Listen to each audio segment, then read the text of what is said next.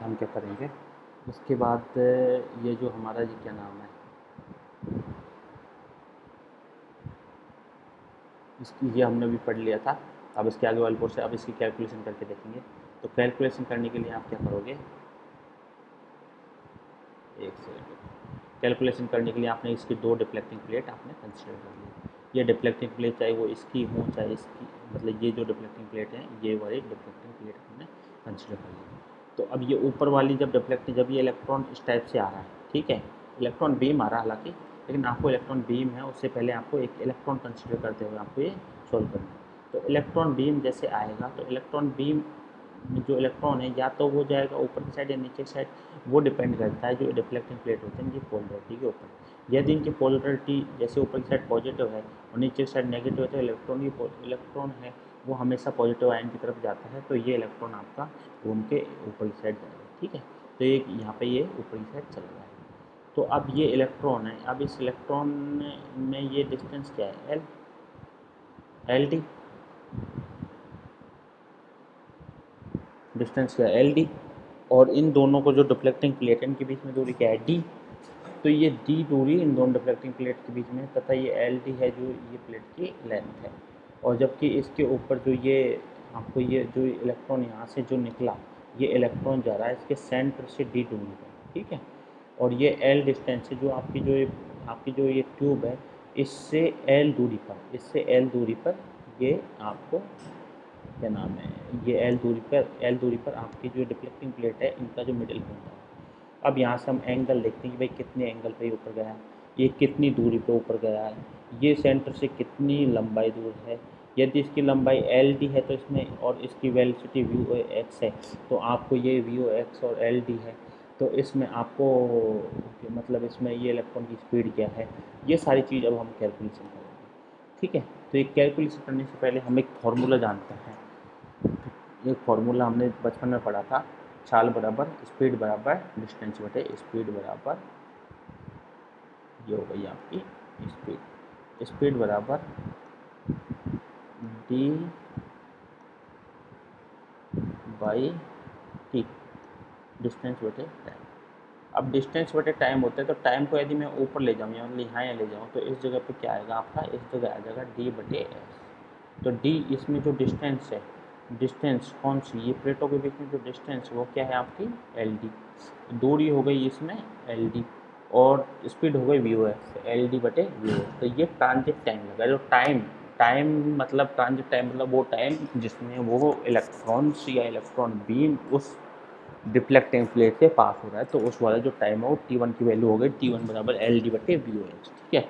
तो इसमें अपर फ्रेक्वेंसी होगी, अपर फ्रेक्वेंसी इसकी क्या होगी, अब आप जानते हो फ्रेक्वेंसी का चक्कर क्या है। फ्रेक्वेंसी किसी भी एंटीना की जो फ्रेक्वेंसी यदि उसकी लेंथ है वो फ्रेक्वेंसी की फ्रेक्वेंसी डिवाइड बाई 4 हो जाए तो उससे मतलब तो वो सिग्नल प्रॉपर आएगा।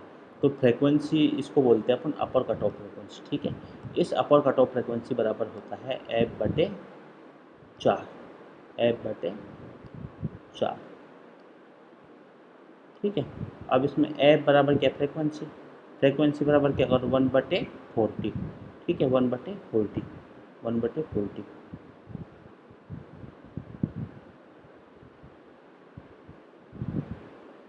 1/40। अब 1/40 आ गया तो इसको एफ सी को आप क्या लिख सकते हो, एफ सी बराबर वी ओ एक्स बटे 4 एल डी। तो इसको क्या लिख सकते हो, the upper frequency limit of C R O is equal to F C बराबर वी ओ एक्स बटे 4 एल डी, ठीक है। तो ये इसको इसमें 4 टी मतलब 1/t आ गया। अब ये 4 t की जगह तो अपन ने यहाँ से वैल्यू पुट कर दी तो ये वैल्यू आपकी आ जाएगी, ठीक है। इसको अपन ये भी लिख सकते हैं, ओके। और वी ओ एक्स ही क्या है, velocity of electron beam in expansion. इसमें वी ओ एक्स जो वैल्यू है वो वेलोसिटी है किसकी, इलेक्ट्रॉन बीम की, किस डायरेक्शन में, एक्स डायरेक्शन में। अब इसमें क्या करेंगे, हाँ x direction, accident before the entering the deflection plate. तो ये वी ओ एक्स स्पीड है ये इलेक्ट्रॉन की, इसके जो डिफ्लेक्टिंग प्लेट है उससे पहले घूम मतलब इसकी स्पीड थी इलेक्ट्रॉन की, ओके। एल डी क्या, लेंथ ऑफ द इसकी वर्टिकल प्लेट की। अब इसमें जो राइज टाइम का फॉर्मूला होता है वो 0.35 डिवाइड बाई बैंडविड्थ होता है। इसी प्रकार से डिफ्लेक्शन, जो डिफ्लेक्शन आ रहा है, deflection of the fluorescent screen, जो ये डी की वैल्यू आती है, इस डी की वैल्यू है deflection of the fluorescent screen, इसके लिए ये फॉर्मूला आता है, डी बराबर E D L D L divide by 2 into E A और डी। ठीक है, तो अब इसमें क्या है, ये डिफ्लेक्शन आ रहा है फ्लोरोसेंट स्क्रीन पर। इस डिफ्लेक्शन को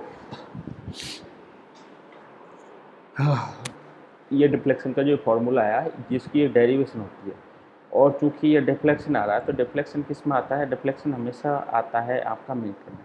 तो ई डी बराबर क्या होगा, डिफ्लेक्शन वोल्टेज और distance from the centre of the deflecting plate to screen.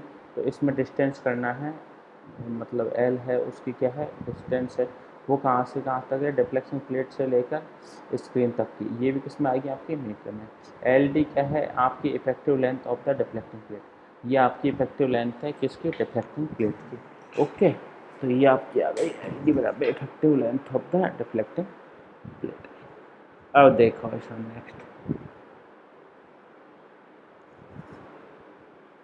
Distance from the centre और the deflecting plate to the screen. ठीक है, अब एल डी क्या है, effective length of the deflecting plate. ये एल डी हो गई, ये डिस्टेंस हो गई, और डी है उनके बीच में दूरी, और ई है क्या आपका एक्सीलरेटिंग वोल्टेज। अब इसमें यदि सेंसिटिविटी निकालें तो सेंसिटिविटी, ये डिफ्लेक्टिंग प्लेट का डी तो ये आ गया, और D divide by E D, D divide by E D, जो ये ई डी है ये आपकी आ गई डिफ्लेक्टिंग सेंसिटिविटी, ऐसे हो रहा है D divide by L D. तो L D two E A into D, तो ये किस में आएगी आपका मीटर बटे वोल्ट में। ठीक है, ये आ गई आपकी सेंसिटिविटी। इसी तरीके से यदि सेंसिटिविटी को मैं उल्टा कर दूँ, मतलब सेंसिटिविटी को उल्टा करने का मतलब 1/s कर दूँ, तो ये आ जाएगा आपका डिफ्लेक्टिंग फैक्टर। ओके, तो डिफ्लेक्टिंग फैक्टर की जो वैल्यू है, ठीक है, तो ये जो डिफ्लेक्टिंग फैक्टर की जो वैल्यू है वो आपकी आएगी स्टेप्स 2DEAL D। ठीक है, ये जस्ट इसका उल्टा है, ये सेंसिटिविटी का बिल्कुल उल्टा है। ठीक है, इस प्रकार से जो ये आज का हमने जो वीडियो है इसमें हमारे द्वारा इसकी कैलकुलेशन कर ली गई, और जिसकी नेक्स्ट क्लास है उसमें हम इसके CRO है उसके कुछ अलग पार्ट्स, जैसे इसके कुछ प्रोब्स हुई और भी अन्य पार्ट हैं, तो उनके बारे में अध्ययन करेंगे। Thank you. सबको शायद समझ में आया होगा, और अब तो क्लियरिटी भी काफ़ी बेटर है, तो आप इसको पढ़ें और घर पे इसको मतलब नोट्स बना के इसको लिखें तो ज़्यादा बेटर रहेगा आपको समझने के लिए। आपके एग्जाम में सीधा आता है कि CRO होता है, CRO की आप संरचना और उसका क्रियाविधि का वर्णन करो, उसमें आपको ये इतना ही लिखना है। ठीक है, चलो थैंक यू सभी को ना।